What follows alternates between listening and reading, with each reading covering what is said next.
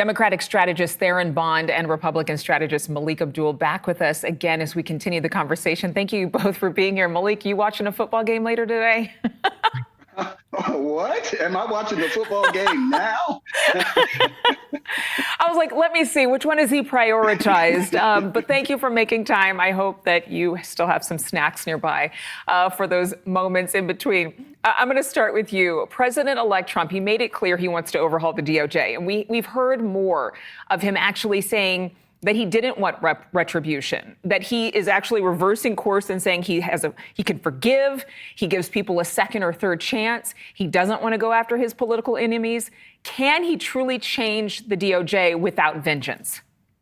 Well, I think I should speak, first of all, for fans of America's favorite team, the Dallas Cowboys. It seems as if we're going to finally get a win after a disastrous season. So I am with you, fellow Cowboys. Y'all need some fans. mercy. It's true.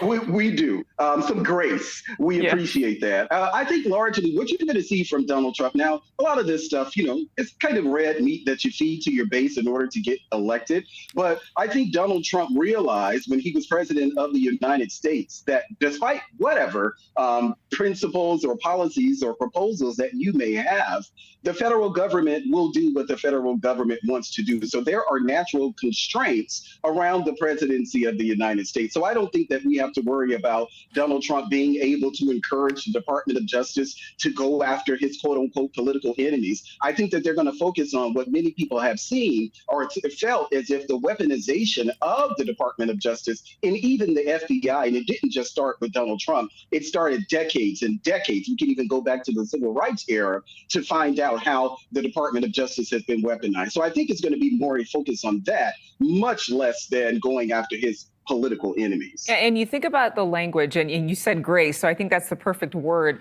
Theron, over the last few years, you heard Democrats very outspoken saying it was MAGA Republicans who were a threat.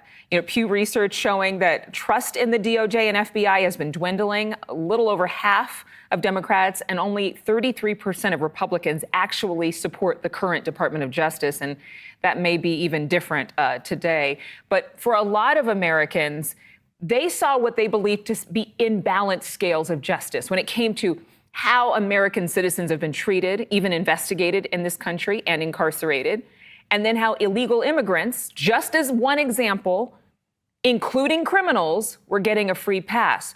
How do we restore trust in the DOJ?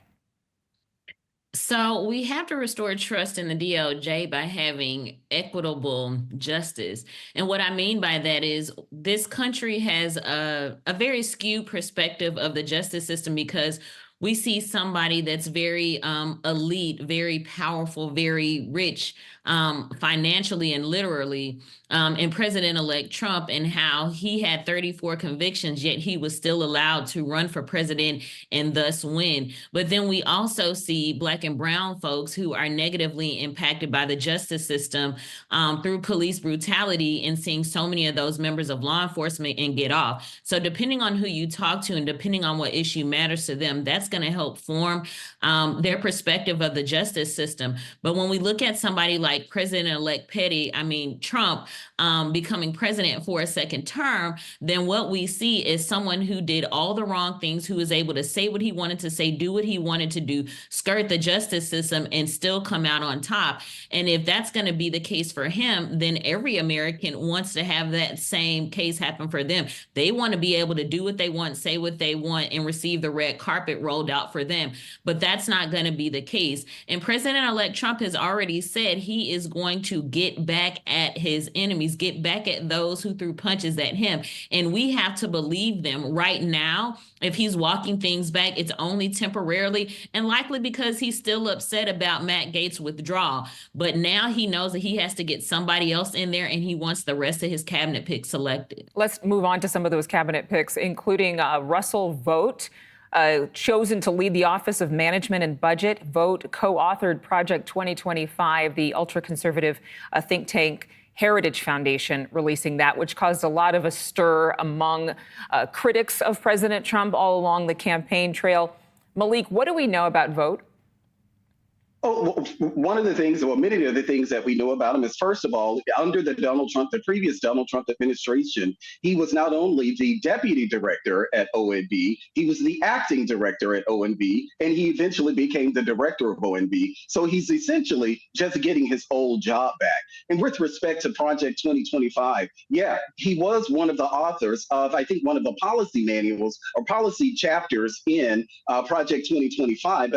And I'm going to get the name wrong. It's called the Center for American Renewal or whatever this organization that he founded. The organization was founded in order to push forward Donald Trump's policies, and even on things like the Department of Education. His own organization, they're not calling for the Department of Education to end. What he's calling for are some programming at the Department of Education to end. So even what he's doing personally in his own capacity running his organization, he's not doing a lot of the things that are those negative inferences or references people have made to Project 2025. He's not doing that himself. So it's no surprise that the former OMB director is getting his job back. Okay. Well, thank you for all of that background. It's helpful. New York Representative Tom Suozzi, he actually was in an interview this weekend talking about everybody needs to just calm down. Everybody, if you explode and freak out over every single thing, you're never going to be able to focus on the things that matter.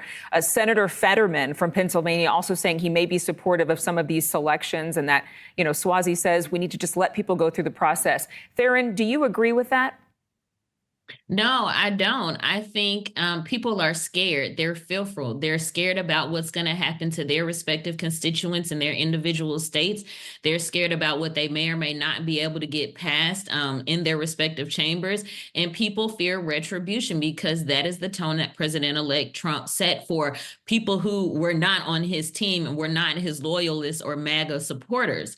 And so just like journalists, some of those senators and House representatives, they are worried about what will happen if they continue to speak out, if they continue to give pushback, and they don't know what's on the other side of that. And with President-elect Trump having not just the White House, but also the Senate, also the House, also the Supreme Court, people are worried and nervous about what that clapback could be from President-elect Trump, should they say anything that doesn't fit his ideal view of what this mandate for leadership, Project 2025, and all these things in his policies could come up with for the American public. Well, we'll see about how long it takes for most of us, because I can't speak for all of us, but for most of us to take a collective sigh of calm and try to work on unity, because we have to do this together. There's no way to not. And hopefully we can all have trust restored in each other and in America.